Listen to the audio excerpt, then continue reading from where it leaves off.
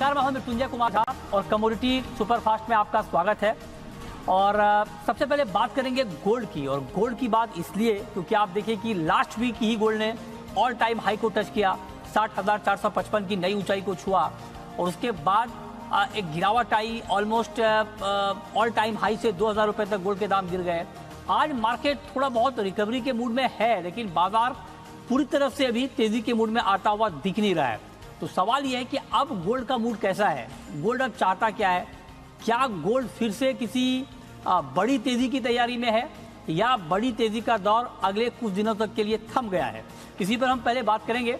और बातचीत के लिए हमारे साथ वंदना भारती हैं एसएमसी ग्लोबल की। वंदना जी, बहुत बहुत स्वागत है आपका।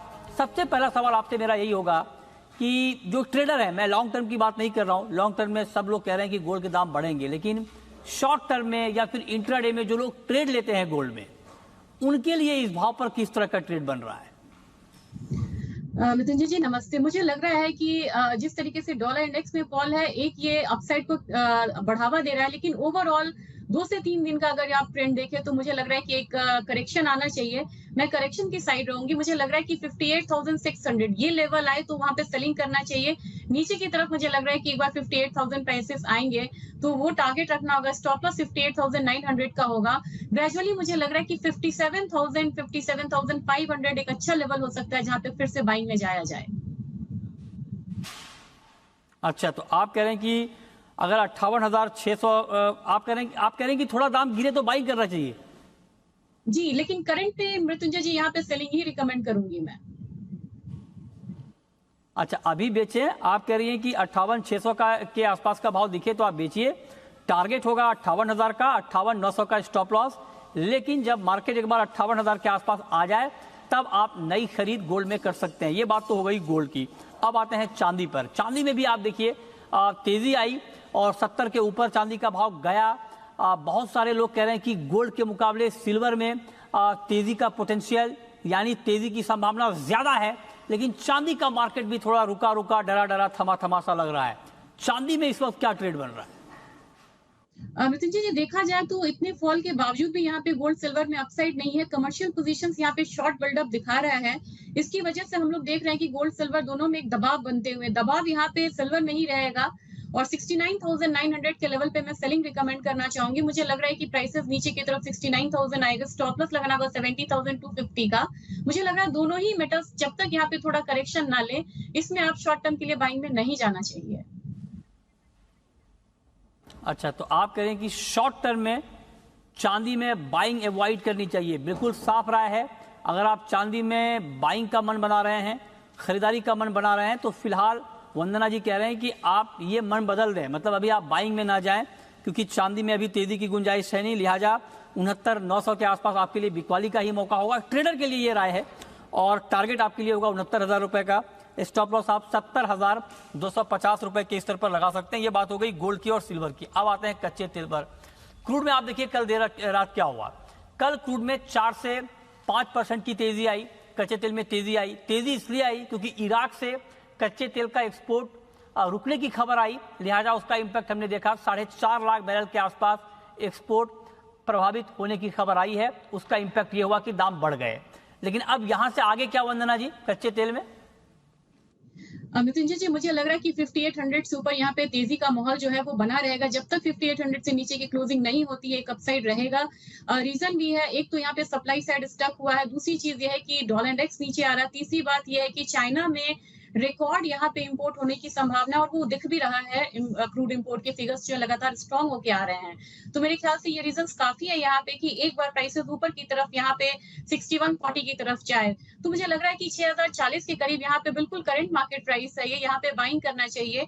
6140 का टारगेट रहेगा। स्टॉप लॉस यहाँ पे होगा 6000 का, तो यहाँ पे बाई करके चलना चाहिए। दूसरा, अगर यहाँ पे ऊपर में क्लोजिंग होती है 6140 से ऊपर, तो मुझे लग रहा है कि रैली एक बार स्ट्रेच और हो सकती है 6185 के करीब, तो यहाँ पे बाइंग करके चलना चाहिए।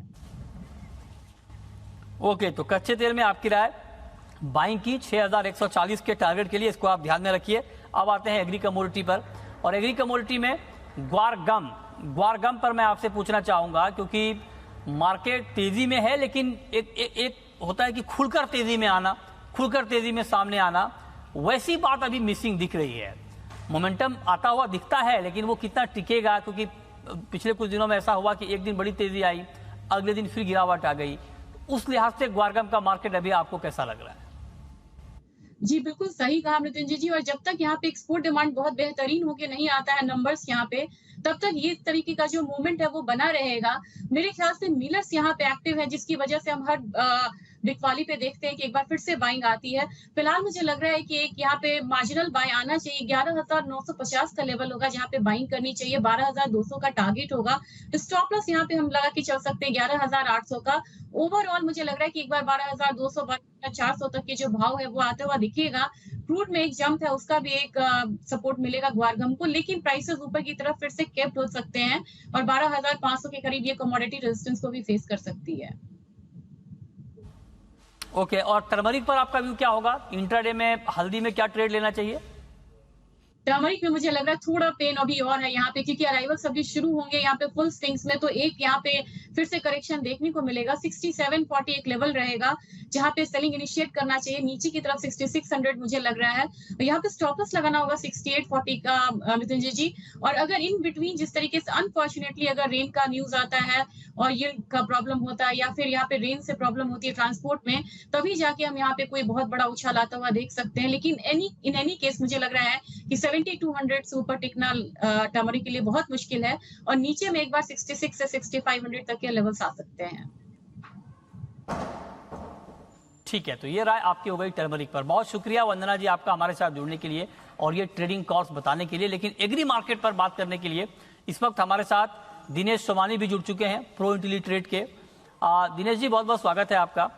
मेरा आपसे पहला सवाल ग्वार को लेकर के ही होगा, क्योंकि ग्वार को लेकर इस वक्त बहुत चर्चा हो रही है। बहुत सारे लोग कह रहे हैं कि अब फिर से ग्वार का टाइम आ गया है, मतलब ये कि अब जो ग्वार में ऊपर नीचे रेंज का खेल था वो खत्म होगा और अब ग्वार में एक बड़ी तेजी आ सकती है, इस बात की संभावना जताई जा रही है। आप इस बात से इत्तेफाक रखते हैं कि ग्वार अब बड़ी तेजी के लिए तैयार हो रहा है? सोमानी जी जी नमस्कार सर। बिल्कुल निश्चित रूप से मौसम के सामने इसमें 10 से 15% की तेजी मंदी होती है, और जो अभी लेवल चल रहा है ये बार 5650, 5750, 5650, 5750 में एक्यूमुलेशन जोन चल रहा है अभी। इसमें जब भी ये 5660-70 के आसपास आती है, इसमें खरीदारी का व्यापार करें। 5740-50 के आसपास इसमें एग्जिट करें। जिस दिन 5790 से ऊपर ये निकलेगा, ये सीधा एक 300 से 400 रुपए की मूव देगा और 6300 का लक्ष्य अपना टेस्ट करेगा। अच्छा, 6300 तक जाने के लिए आप कह रहे हैं कि 5790 के ऊपर क्लोज होना जरूरी है, राइट? ग्वारगम पर आपका व्यू क्या है सोमानी जी? सेम सर, अभी रेंज बाउंड मार्केट चल रहा है 11,720 से 12,050। ये रेंज में अप्रैल का वायदा कंटिन्यू ट्रेड कर रहा है। इसमें भी 12,200 का बहुत बड़ा मेजर रेजिस्टेंस है। हाल फिलहाल अब ये ट्रेडिंग जोन में है, लेकिन अप्रैल में हम नॉर्मली देखते हैं कि विदर्भ का रास्ते है। 15 तारीख के बाद में IMD अपने प्रेडिक्शंस देते हैं, और उस दौर पर मोस्टली इसमें 10 से 15% की मूवमेंट जरूर आती है। इस साल मुझे लगता है कि निश्चित तौर पे ये तेजी का मूवमेंट बनेगा, और मुझे लगता है कि एक बड़ा तेजी की संभावना बन सकती है दोनों ग्वारसीड और ग्वारगम में। अच्छा, तो आप कह रहे हैं ग्वारसीड और ग्वारगम में बड़ी तेजी की संभावना आने वाले वक्त में बन सकती है। अच्छा, जीरे पर अब आपका व्यू क्या है? जीरे का मार्केट बहुत ज्यादा बढ़ा है, अब मार्केट थोड़ा सा रुका भी है, लेकिन फिर भी अंडरटोन पॉजिटिव दिख रहा है, मोमेंटम मजबूत दिख रहा है। क्या व्यू है आपका जीरे के ऊपर? जी बिल्कुल सर, जीरे का आप अगर टोटल फंडामेंटली देखें तो काफी स्ट्रांग है। पाइपलाइन बिल्कुल खाली है, बहुत ज्यादा स्टॉक हो नहीं रखा है। फसल भी कमजोर थी और अति ओलावृष्टि और बारिश के कारण डैमेज भी काफी हुआ है। तो कैरी फॉरवर्ड स्टॉक जिस किसी कमोडिटी में बहुत कम होता है, उसमें एबनॉर्मल तेजी आती जाती है, और अभी की जो तेजी आ रही है ये फंडामेंटल के अनुरूप है। मुझे लगता है कि अप्रैल का वायदा 35,400, 450 के आसपास अगर आता है तो शॉर्ट टर्म खरीदारी की जा सकती है। 36,200 और 36,500 का इसमें टारगेट देखा जा सकता है। ओके, अच्छा, टर्मरिक और कोरिएंडर, ये दो काउंटर पर आपका व्यू?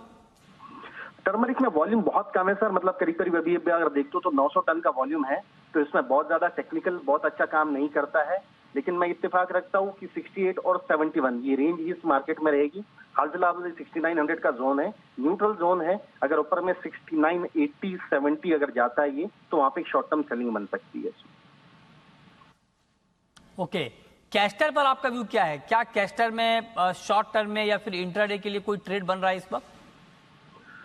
शॉर्ट टर्म में जरूर 6210 का एक लेवल है जहां से इसमें थोड़ा सा पुल बैक आ सकता है।